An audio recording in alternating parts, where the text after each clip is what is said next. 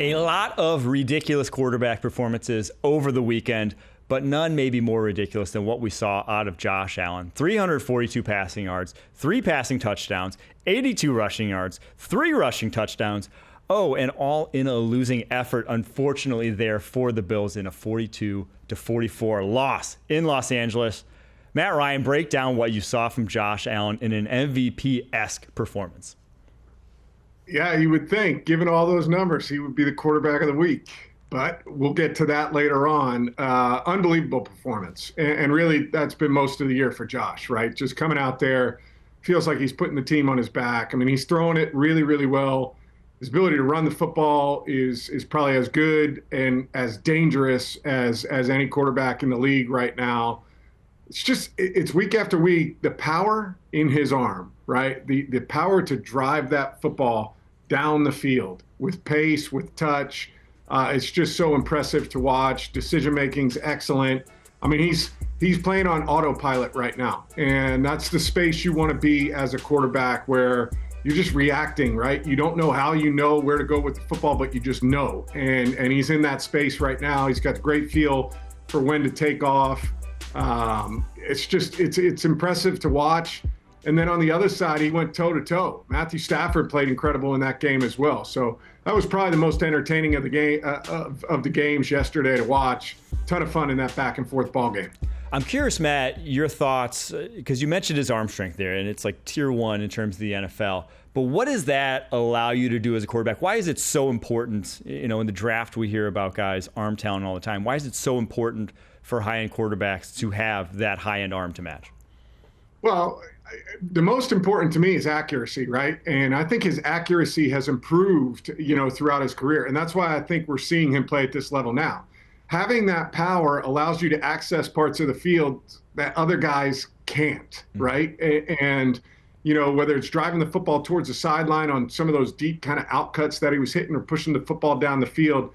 The other thing is, it allows you to see it for a click longer. I'm all about decision-making, timing, accuracy, right? But you're not going to be perfect every time. And when you've got an arm, with such strength and power that you can maybe be half a click late and still fit it in and still put it where you want to put it.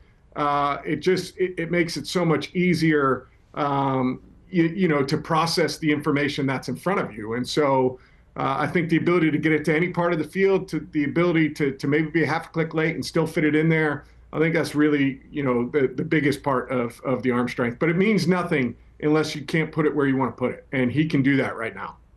Another guy who could put it where he wants to put it and has that kind of arm, Matthew Stafford, the guy across from him in that game. He goes 23 of 30, 320 yards, 2 touchdowns, including that kind of game ender on that screen to Puka Nacua at the end of that game. But I want to know who you guys trust the most among these NFC West quarterbacks, because it's such a tight division, the most hotly contested of all divisions in the NFL. You got Matt Stafford, Brock Purdy, Kyler Murray, Geno Smith. If you had to take one of those down the stretch here, final 4 games, which quarterback are you taking? Kyle, I'm going to start with you.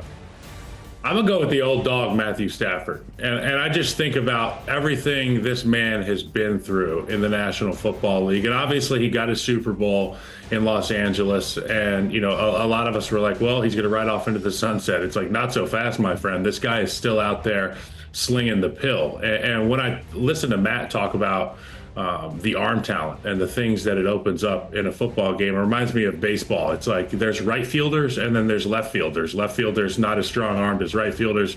And when you got a guy out there in right field with a cannon, it just, it takes the top off of the potential of what you can do. And when Josh Allen's out there, and brilliant point by Matt to be like, he can hold up a minute and then throw it. He doesn't have to throw it early. He can wait that extra click. Also when he doesn't have his platform under him, that arm talent, it's really, the cream rises to the top. And I think a guy like Matt Stafford in the NFC West, it's similar. And I pair that with Sean McVay, and that receiving core there is unbelievable. And with that trio, with that brain in McVay, that's scary, dude. That's really scary. So I'm going to say Matt Stafford. Yeah, I mean, I agree. And this isn't any disrespect to those other 3 players in Geno, in Kyler, or in Brock Purdy, but Stafford's on a different level.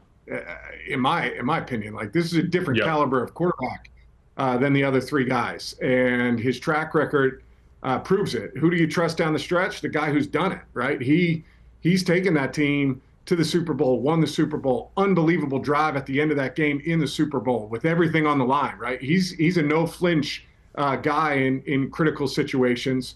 And I think, McVay, Kyle mentioned Nakua and Cooper Kupp. I mean, they've got pieces. I feel like they're finding their rhythm. The defense is coming along. So we've been saying it on our show for a couple of weeks. I think they're the most dangerous team in the NFC West. The question was, did they dig themselves too big of a hole to kind of, cover that gap? But I look at the remaining 4 games. I think they get it done. This is a collision course in Week 18 between Seattle and LA. And if I had to choose in that game, I'm going Matthew Stafford all day. Yeah, I do think that Week 18 game is going to be the de facto, or maybe de facto, it will be the NFC West championship game of sorts because of just the way the two teams are going and the schedule is going forward. You obviously have the Seahawks at top at 8-5, the Rams right behind them now at 7-6, but the schedule is going forward for both. Seahawks have Packers, Vikings, both at home, but obviously Packers and Vikings haven't lost a lot of games to teams not in the NFC North this year. Then you have Bears, Week 18 Rams game. The Rams, on the other hand, have 49ers, Jets, Cardinals, Seahawks. Definitely a much easier schedule. So if you guys had to pick right now, Kyle, I'll start with you. Which team do you think takes home the NFC West crown? Man, oh man. Before I give my answer, I want to say the team that I saw in the Bay Area play against my Chicago Bears yesterday was not the team that I have been watching over the course of the last 6 or 7 weeks. There was something that was said. There was something that was done, a fire that was lit under the San Francisco 49ers' butts. They got them to play a brand of football I haven't seen in a long time. Brock Purdy was fabulous. But to Matt's point, this Los Angeles Rams team, they're high flyers, baby. And if you want to run that kind of style game, I don't trust anybody more than Matt Stafford and McVay to get that thing done in the NFC West. Yeah, I'm going to echo Kyle. I think it's the Rams. I really do. They're healthy for, they've gotten guys back the last handful of weeks. They did it last year, right, in terms of finding a way to get to the playoffs. And I think McVay, I think Stafford. I agree on the Niners. I thought they played really, really well yesterday. The emergence of Juwan Jennings. I think we're seeing a little bit of what they're going to look like in the future because I believe Brock is going to have a long-term contract there. It's going to be young wide receivers in the future for them, and maybe it's a Ricky Pearsall as well. But I think down the stretch, it's unfortunate the timing of the schedule for the Seahawks. I think they've done a great job. I think Mike McDonald has done a really, really good job with that football team this year.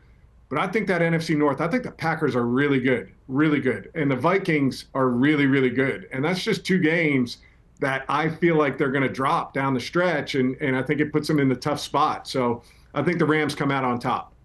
I'm going to just be a little contrarian. I think the Seahawks end up sneaking away with it, 1, because I think they win that Week 18 game. 2, because I think they sneak away one of either the Packers or the Vikings because they both are in Seattle.